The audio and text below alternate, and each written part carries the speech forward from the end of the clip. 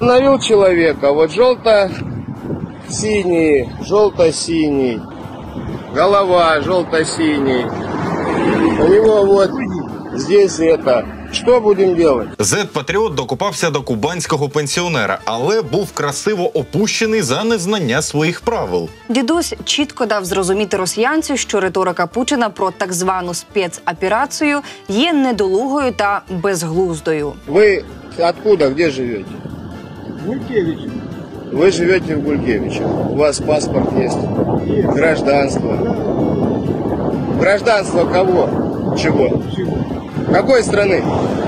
Кубанской. На Кубани живу. А почему тогда вы вот это вот... А тому, що Кубань – це Україна. Земля, яка з кінця 18 століття заселена українцями, зокрема запорізькими козаками. Тому він і їде з прапором своєї країни. Тож йому винен, що Путін поневолив у себе в країні зараз різні народи. И вот это вот... А что это? А Ну что что, это? флаг Какой флаг? Украины? Разве? А что он это? что, запрещенный? А что, он разрешенный? Мы сейчас войну ведем. Войны нету. Как войны нет? Тебе сажать за это надо. СВО идет. Что? СВО идет. Тебе за это посадить надо, что ты войной на войну называешь. Да? Да. Война. СВО. Так, а что мне с вами делать? Что мне с вами делать? Не знаю, что делать. Оно ничего не запрещено. Грамотный. Я, в общем, проконсультируюсь. Ну, проконсультируй. Да, вот это вот ваша кепка, это чья кепка вообще? Что какая? Бейсболка это. А ну, оштрафувати зрадника-оператора, який намагається прикидатись росіянином тут. Одразу ж видно, що це американський шпійон. Такий самий шпійон, як і ось ці. НАТО, конечно, втягивается в войну на Украине. В более широком смысле слова идет война. Идет война против нас. Когда мы говорим о том, что там происходит на Украине, мы говорим о том, что это война. Так. Куди ж тільки дивиться слідчий комітет Російської Федерації? Напевно, в гаманець, куди приходять гроші від Путіна. Куда вы тратите оставшиеся деньги? Не знаю, у меня их не остается. Их не хватает. А вы говорите, еще остаться должны. Диктатор пишався тим, що економіка Росії сягнула нових вершин. Казав, що в його країні безробіття майже немає. Казав, що людей за межею бідності менше. Але реальність підкидає іншу картину. У росіян поточнили, чи приносять їм гроші щастя, чи їм це не дуже важливо. Я не считаю деньги, я живу. Если я буду считать деньги, я замкнусь себе, надо жить. Ну, у каждого сейчас счастье, наверное, свое, я бы так сказал. Для кого-то может быть деньги, для кого-то здоровье. Еще год назад я считала, что нужно работать не покладая рук, и что счастье только в деньгах. А потім сталося покращення економіки від Путіна, через що щастя довелося шукати в чомусь іншому. А потом начала как-то переосмыслять жизнь и поняла, что есть множество других факторов, которые могут доставить счастье, и не в них счастье. Так, не в них, а вже ж, Олег. Так, Ольга, абсолютно не в грошах. А от скільки росіянам потрібно грошей для того, аби почувати себе комфортно в путінській Росії? Так, чтобы хватало 1100-150, нормально. Пусть будет 1200 в месяц. Ну, не меньше 100 точно. Минимум 200 тысяч. Всегда хочется больше и больше. От миллиона будет вообще замечательно. Стоп, а хіба не ця ж дівчина казала, що гроші для неї не головне, що не в них там щастя? А тут так раптом одразу про 1 000 000 в місяць заговорила. Може, гроші таки важливі? Как минимум 200 надо зарабатывать. Тогда это будет такая средненькая жизнь. 200 тисяч, щоб просто жити нормально. При тому, що середня зарплата в путінській Росії зараз складає в районі 60 тисяч рублів. Так, економіка дійсно розвивається. Для Путіна так точно. Если все будет развиваться такими же темпами, как сегодня, то у нас есть все шансы занять место Японии и стать 4-й экономикой мира. Відомий блогер Мікаель у чат-рулетці натрапив на божевільну особу з не менш божевільним сприйняттям того, що взагалі зараз відбувається. Зараз ви дізнаєтеся для себе певне щось нове, бо особисто ми подібне чуємо вперше. Якщо стоїте, краще сядьте. В 2014 году, когда Америка напала на Украину, Россия приняла всех вас. Когда у вас там Аль-Каида началась. Начнем с этого. Виходить, що Америка бомбила Донбасс все эти 8 лет? Причем тут Россия? Россия не напала, а ввела в свои войска в 23-м году. Или в 22-м, я не знаю. А вже ж, просто ввела війська, просто колонами бронетехніки майже доїхала до Києва, просто запускала і продовжує запускати ракети для вбивства українців. Але виходить, що за логікою цієї нікчеми Росія ступила на територію України, аби врятувати нас від Америки, яка напала на нас у 2014 році. Ми не здивуємося, якщо в підручниках з псевдоісторії Росія таки пропише. Тим часом Росія йде під воду після прориву дамби, продовжує затоплювати декілька регіонів і триває евакуація. Серйозно зачепило Оренбурзьку та Курганську область. Рівень води піднімається вже тиждень. І вже тиждень настрій у росіян, а навпаки, опускається. Больше у нас нету жилья, домой охота.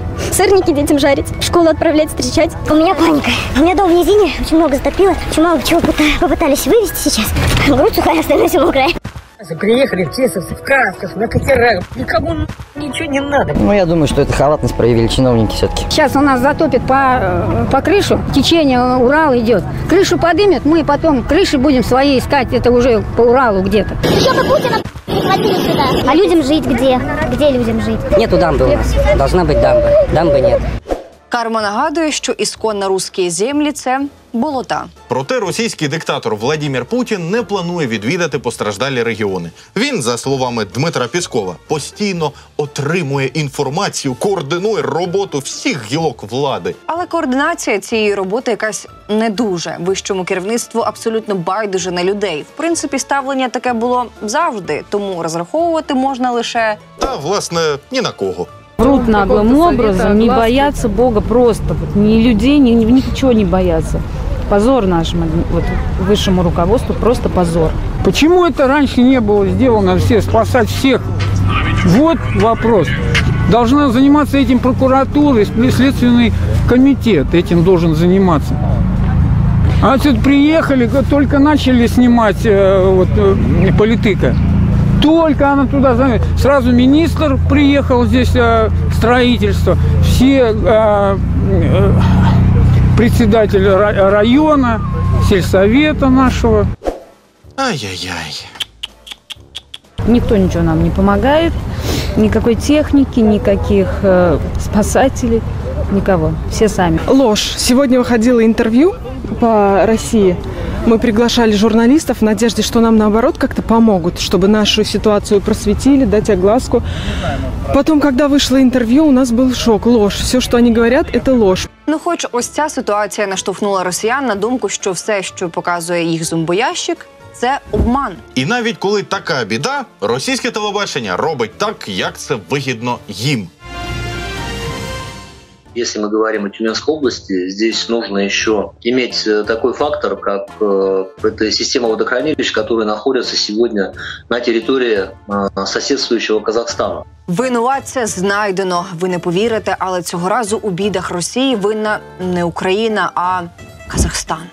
Один російський посадовець заявив, що паводків у Курганській та Тюменській областях можна було уникнути, якби скидання води на водосховищах у Казахстані було погоджено з Росією. А вже ж. Когда у нас вот такие вот зимы, и когда у нас достаточно большое количество снега, в водохранилищах скапливается достаточно большой запас воды, то нам есть в этом плане что отработать с нашими коллегами, чтобы вот сброс водохранилища этой воды був більш согласованим, правильним і більш ровним. Не розуміємо, на територію Росії прорвалися українські миші з біолабораторій НАТО, які прогризли дамбу вартістю $1 мільярд, а тут вони кажуть, що Казахстан винен. Так само незрозуміло, чому Путін звинувачує Україну в подіях у Підмосков'ї, коли відповідальність і іділ за цей інцидент очевидне. Хоча, а ми знаємо, як це називається. Просто хочу напомнить, что один из симптомов такого известного заболевания, как шизофрения, это как раз облучение, когда больной начинает говорить и начинает думать, что его кто-то со стороны облучает. Правда, шизофрения – это достаточно такое комплексное заболевание, там требуется сочетание наличия всех симптомов, их там несколько. Но поверьте мне, моему опыту, они все есть у этих людей. Но это же очень легко лечится. Достатньо шапочку із фольги. Да. Попри очевидний факт, що Путін не сповна розуму, важко заперечувати, що Кремль розпочав активну дискредитацію саме Казахстану, адже саме там, на думку кремлівського кілера Лугового, квітне новий осередок русофобії. Чесно, дістали вже з цим нацизмом та русофобією. Могли б щось оригінальніше вигадати. Сегодня поговорим о Казахстане. Стране, в которой все чаще проявляется русофобия. Стране, в которой продолжается кампания по дерусификации. Меняются названия городов, улиц, даже железнодорожных станций. Стране, в которой активно переписывается история и продвигается ЛГБТ-повестка. Казахстан – страна, с которой у нас самая протяженная сухопутная граница. Страна, которая в том числе из-за своего геополитического положения невольно стала участником глобального антироссийского заговора. Британский след очевиден. Навіть не дивуємося. Зараз ще знайдуть якесь вікно на кордоні Казахстану, в яке відходили миші після здійснення диверсії на дамбі. І вийде Путін зі зверненням та скаже, що росіянам треба купляти мишоловки, щоб уникнути подібних інцидентів. Це було Breaking Russia. З вас вподобайка та підписка на цей канал, а з нас більше подібного, цікавого контенту. До зустрічі. Давай сюди. Так доставай свої. Половину давай. Давай. А чого ти під 500-ку сховав? Нема 500-ки. Жаль, я бачила там тебе 1000 гривень. Ну, то 1000 тут для гаманця. Ай-яй-яй. Давай На. сюди мені. Давай.